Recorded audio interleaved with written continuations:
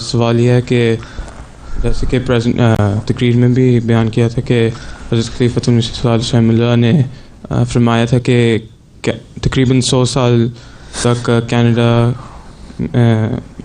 میں اسلام کا غلبہ ہو جائے گا. ہاں یہ اس کا ہو جائے گا، یہ کہتا پوٹینشیل ہے. جی ٹھیک ہے. تو یہ اور اس پوٹینشیل میں اگر وہ دوسری روکیں نہ آئیں اور بعض حالات پیدا نہ ہوں تو پوٹینشیل تبھی قائم رہتا ہے نا.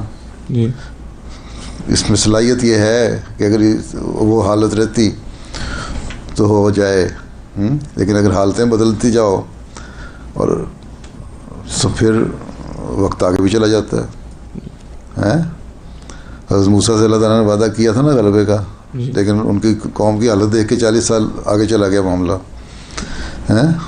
تو کینیڈین کوئی اس کو اللہ تعالیٰ کی زیادہ لاڈلے تو نہیں. اگر کام کرتے رہیں گے نیکیوں پہ قائم رہیں گے تو ٹھیک ہے، اگر حالات ٹھیک رکھیں گے تو ٹھیک ہے. لیکن اگر برائیوں میں بڑھتے چلے جائیں اور برائیوں کے قانون زیادہ پاس ہوتے چلے جائیں، اسکولوں میں غلط رویے اپناتے چلے جائیں تو اپنی نسلیں تباہ کر لیں گے نا.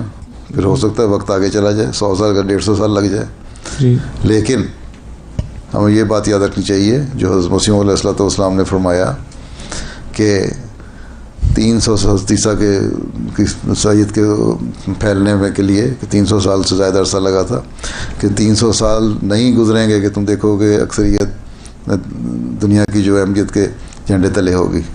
ٹھیک ہے، اصل چیز یہ ہے. ٹھیک ہے.